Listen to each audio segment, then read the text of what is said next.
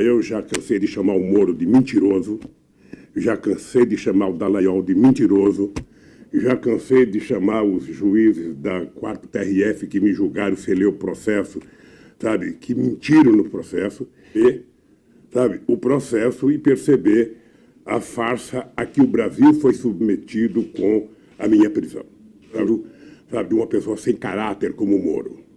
E eu acho que a pessoa fica sem caráter quando você conversa com ela e ela não tem coragem de levantar o olho para você. Eu digo isso muito à vontade, porque na primeira audiência que eu tive com o Moro, aqui na Justiça Federal, eu falei, o senhor está, sabe, condenado a me condenar, porque a mentira chegou tão longe que não tem como voltar. E por detrás de tudo isso, a Rede Globo de televisão, que é, sabe, a promotora, quem arquiteta, sabe, o crime perfeito, combinando com os promotores e combinando com o Moro. Aliás, o Moro é resultado da Rede Globo. O dia que a Rede Globo deixar de defender o Moro, ele acaba. Então, nós estamos...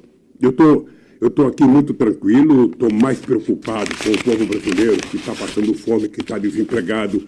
Estou mais preocupado com o povo que está vendo todo dia entregar um pedaço do Brasil, com a subserviência aos americanos, e o pessoal acha que eu tenho raiva dos americanos. Pelo contrário, eu tive uma política muito saudável com os Estados Unidos, e o Brasil deve ter. Mas subserviência, jamais. Ninguém gosta de lambe-botas. Então é sobre isso que eu queria falar. Presidente, nós agora, Mauro, estamos entrando com um processo lá nos Estados Unidos para pegar informações, sabe, no Departamento de Justiça. Vamos entrar numa instituição chamada FOIA, que é para a gente ter informações, sabe? Liberdade de informação. Já conversamos com os advogados e vamos tentar ver qual foi a tramóia do Ministério Público brasileiro com o Ministério Público americano, sabe? Do Moro com os americanos. Os deputados americanos já entraram com um processo também pedindo informações do Departamento de Justiça. E é o seguinte, eles mexeram com uma pessoa que estava quieta no seu lugar, achando que eu ia me acovardar. Como eu acho que nenhum deles é mais honesto do que eu, nem o Moro, nem Dallagnol, nem o juiz são mais honestos do que eu, sabe? Eu resolvi brigar. Brigar em nome da minha honra, da minha dignidade, da minha família e brigar em nome do povo brasileiro. A mentira que eles contaram, as invenções que eles fizeram, está tudo provado que era mentira. Está tudo provado que era mentira. Mas eles fizeram de tudo. Fizeram para trazer a Atibaia, era para ser julgada em São Paulo, mas era preciso, era a obsessão. É por isso que teve o PowerPoint, sabe? Porque o que estava em julgamento não era o Lula, era o governo do Lula. Era tudo que foi feito nesse país. Então, eu tinha noção de que o objetivo era evitar. O pessoal meu não gostava quando eu dizia isso. Mas eu dizia, o que eles querem, na verdade, é chegar no Lula. Tá? Eles querem impedir a possibilidade de volta do Lula. Eu estava muito tranquilo, porque quando você está inocente, sabe? Eu não falo aqui de bravata, não. O Moro, se alguém for amigo da mulher dele, pode perguntar, ele tem insônia, ele não dorme direito. A cabeça dele não está bem, porque ele percebe que está fazendo o papel de palhaço. A manchete do 247 foi que Deltan Dallagnol só dorme à base de tarja. E ele sabe que mentiram, ele sabe. Eu vou dizer para vocês, os delegados que fizeram o inquérito sabem que mentiram. O Moro sabe que mentiu. E os procuradores que apuraram sabem que mentiram. Eles sabem. Deus sabe e eu sei. Então eu já falei e vou repetir aqui. Eu tinha muita gente que falava, Lula, sai do Brasil. O Lula, vai fazer isso, vai fazer aquilo. Eu falei, não vou. Eu não sou menino. Eu já fui presidente desse país. Eu sei o que eles querem. Se eles quiserem me prender, eles vão me prender. E é lá de dentro que eu vou provar que eles são mentirosos e que bandidos são eles e não eu. Eu tenho essa tranquilidade. É por isso que eu desafio qualquer empresário, qualquer político, qualquer procurador, qualquer delegado a dizer que tem R$10 da vida deles na minha conta. Agora, obviamente, que eles podem, sabe, como o Léo Pinheiro. O Léo era um dos empresários mais benquistos que eu conheci. O Léo Pinheiro falou a verdade o tempo inteiro. Quando chegou a condenada a não sei quantos séculos de prisão, sabe, ele mudou de opinião e disse no depoimento: eu mudei porque o advogado pediu para mudar. E era isso que o Moro queria. Quando eu fui para esse depoimento, eu fiz questão de dizer para o Moro: ó, você está condenado a me condenar, porque a mentira já foi muito longe e vocês não estão como voltar atrás. Não tinha uma rota de fuga para eles. Dito tudo, eu tinha muita clareza. Então, o general passar um Twitter, eu sinceramente, eu fiz o que eu fiz para as Forças Armadas, porque eu entendo que o papel das Forças Armadas é um papel muito importante. Para que eu quero as Forças Armadas? Eu quero Forças Armadas para proteger o nosso país de possíveis inimigos externos. Sabe? As Forças Armadas devem, inclusive, ajudar a ser uma espécie de protetor da soberania nacional, a começar das nossas fronteiras, das nossas riquezas, da nossa fauna, da nossa floresta, do nosso ecossistema, da nossa biodiversidade. É para isso que eu quero. E se tiver um ataque, está pronto para me defender. Por isso que eu acho que as Forças Armadas têm que ter bons armamentos, têm que ter bom treinamento. Quando eu cheguei na presidência, sabe, pasmem, os soldados eram liberados às 11 horas porque não tinha dinheiro para o almoço. É o que vai começar a acontecer. Eu vi que está voltando agora. O soldado não tinha coturno. Eu não recebi o salário mínimo. Presidente. Eu passei a pagar o salário mínimo, passei a comprar farda para ele, passei a dar comida para eles e ainda criei uma coisa chamada soldado cidadão, para formar o soldado. Fiz um acordo com a França para a construção do submarino nuclear, porque o Brasil não pode ficar com navio porta-avião de 1900 e não sei quanto, que os Estados Unidos fizeram um favor de nos vender. A gente tem que ter coisa nova. O Brasil tem uma fronteira com o continente inteiro, que é a África. O Brasil tem fronteira com todos os países da América do Sul, menos Chile e Equador. Esse país tem que estar preparado. Esse país tem que ter armamento para poder garantir a sua paz. Presidente, a gente tem consciência que estamos vindo entrevistar e conversar com um inocente preso e condenado, enquanto os culpados estão soltos e estão no poder. A gente tem essa consciência. Nós tivemos os 3 ontem na vigília, aí fora. Estão muito tocados, 502 dias, hoje 22 de agosto de 2019, 502 dias que o seu povo, o povo brasileiro, está aí fora, dizendo bom dia, boa tarde, boa noite. É muito emocionante, muito forte mesmo. Há uma história a ser contada da vigília. Hoje eu dou até risada quando eu penso nisso, mas quando eu vim para cá na perspectiva de que a minha prisão poderia durar pouco tempo, porque ia voltar uma ADC e que, portanto, sabe, ia resolver o problema.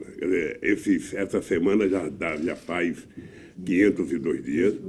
E é engraçado porque eu acho que na minha vida tem sempre o dedo de Deus. É engraçado que ao invés de ficar desesperado, ao invés de ficar nervoso, ao invés de ficar dando cabeçada na parede, eu encontrei um jeito de me tranquilizar, sabe? E de pensar como é que eu estou vivendo aqui comparando como é que o povo vive. Sabe, como é que o povo vive lá fora? O cara que está em liberdade, o cara que tem o direito de ir para onde ele quer. O que um povo pobre pode fazer quando vai no shopping? Olhar, porque comprar ele não pode. Então não tem nada mais triste do que você entrar numa açougue e não poder comprar 1 quilo de contra filé. Não estou nem falando de filé. E às vezes comprar meia dúzia de pé de frango. Comprar pescoço. Sabe, quando você vai num shopping com o filho, só para olhar e ainda puxa a mão do filho rapidinho quando passa numa loja que tem brinquedo, para ele não ficar com vontade. Essa gente não está em liberdade. Essa gente é prisioneiro de um sistema político e econômico, sabe, que existe nesse país há 500 anos. Onde pobre tem que ser pobre, o país tem que ser governado para 30% a 35% da população. E só. O restante não é povo, é número. E número, sabe, a gente utiliza em época de campanha. Primeira pergunta, presidente, que nós combinamos aqui. Queremos que o senhor conte pela primeira vez para nós e para todo o povo brasileiro a história da sua relação com o Papa Francisco, porque o Papa Francisco não para, né? É um gesto atrás do outro na sua direção. O último foi ele se deixou fotografar lá no Vaticano com uma camiseta com seu rosto estampado. Então são mensagens, é terço, é bênção. Como é que é? Você Olha, conta como é que é essa história? Eu não tenho uma relação pessoal com o Papa Francisco, sabe? Eu tenho muitos amigos no Brasil que são amigos do Papa Francisco, e tenho muitos amigos na Argentina que são amigos do Papa Francisco, e tenho muitos amigos na Itália, tenho muitos amigos na Alemanha que são amigos do Papa Francisco. E toda essa gente, quando vai conversar com o Papa Francisco, depois me manda direto e indiretamente recados.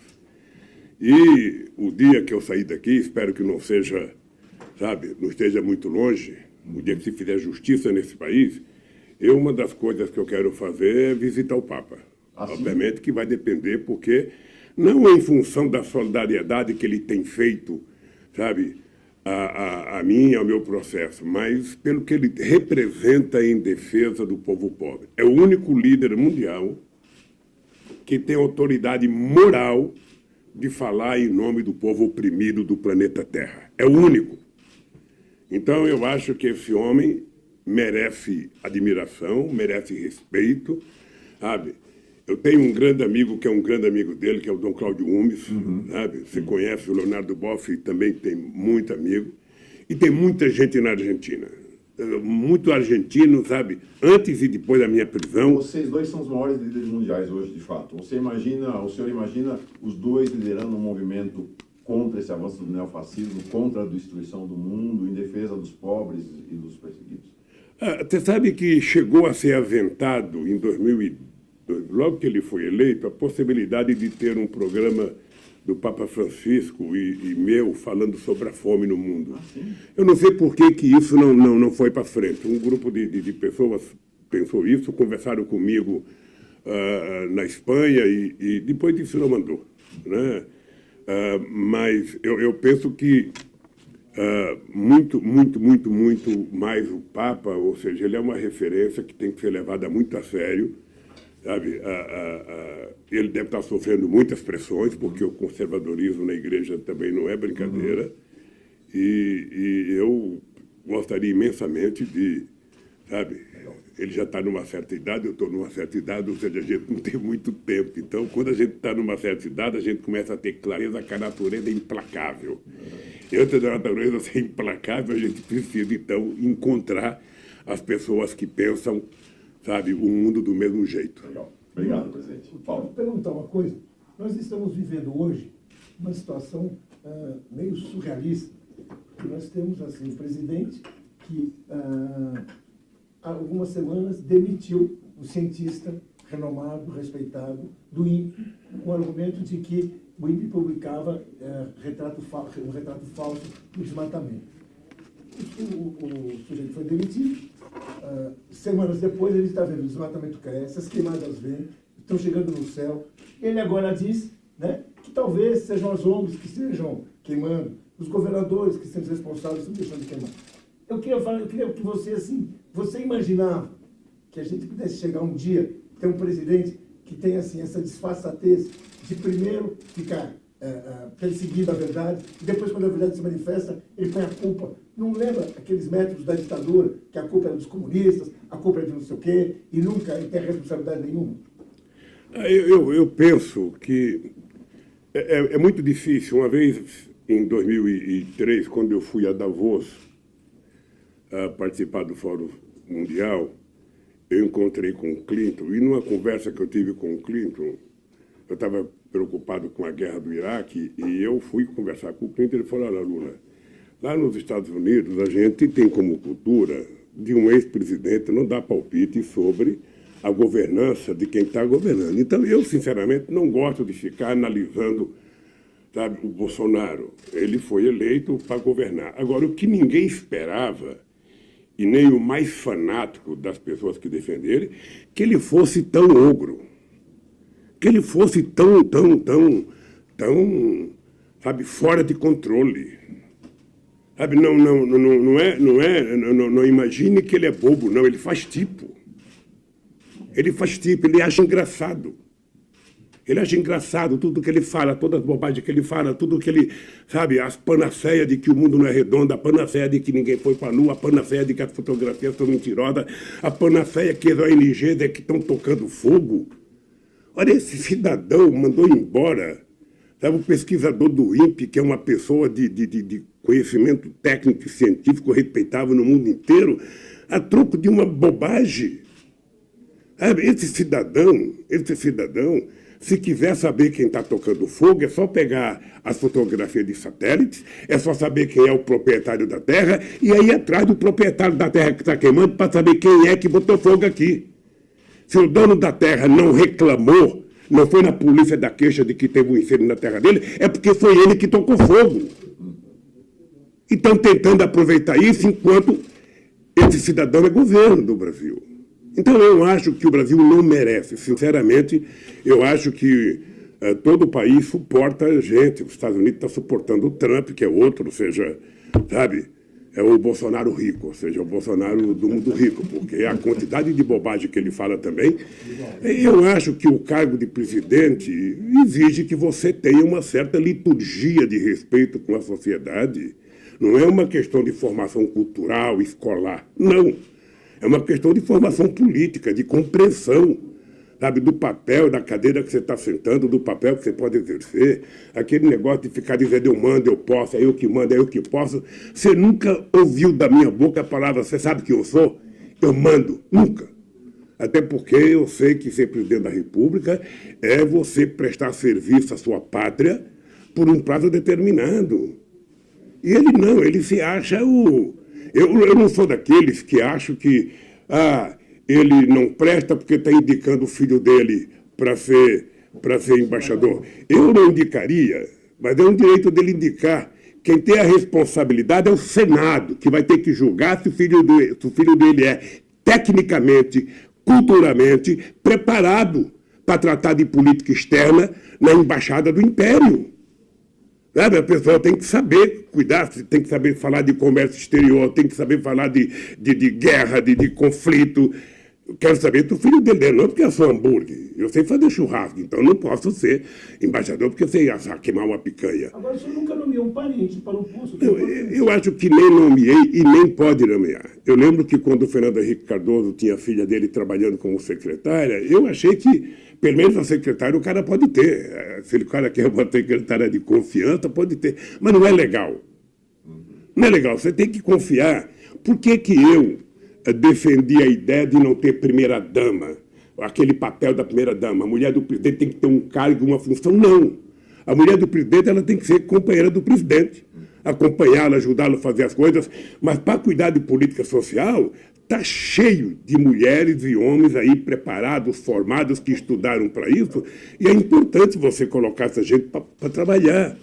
Sabe? Eu nunca me meti na escolha de diretor da Polícia Federal, nunca me meti na escolha do CAD, nunca me meti na escolha, sabe? Fomos nós que fortalecemos, sabe, as instituições de combate ao crime organizado.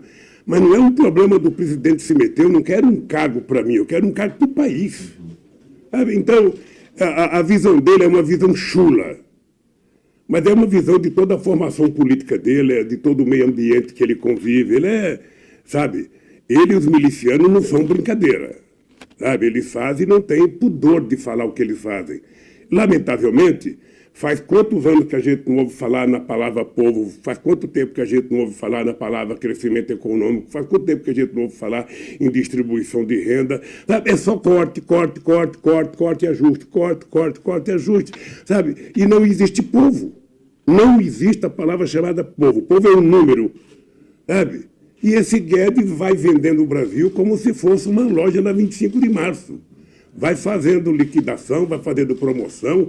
Parece que tem um cara com uma corneta na porta do ministério dele oferecendo as coisas, porque vende a BR e ninguém sabe. Sabe, não tem licitação, não tem concorrência, não tem nada, leilão, é uma coisa assim. Eu acho que o povo, em algum momento, vai ter que reagir. Reagir em defesa do Brasil. É isso que vai acontecer. O Pepe veio do Camboja para cá só para se entrevistar. Pois é, eu vi a última entrevista sua com o Leonardo E eu estou feliz que Eu você recebi a esteja aqui. mensagem do Leonardo quando eu estava no Camboja. Eu voltei para a Tailândia, onde eu moro, e vim para cá exclusivamente para ouvir o senhor. Estou muito feliz que pra gente você esteja conversar, aqui, Pepe. presidente. Eu queria... E quero te dizer que adoraria que Leonardo fizesse uma coisa altamente, colocando você, o Celso Amorim e outra pessoa, se ele quiser, para debater política externa, para o povo saber o E é significado. fundamental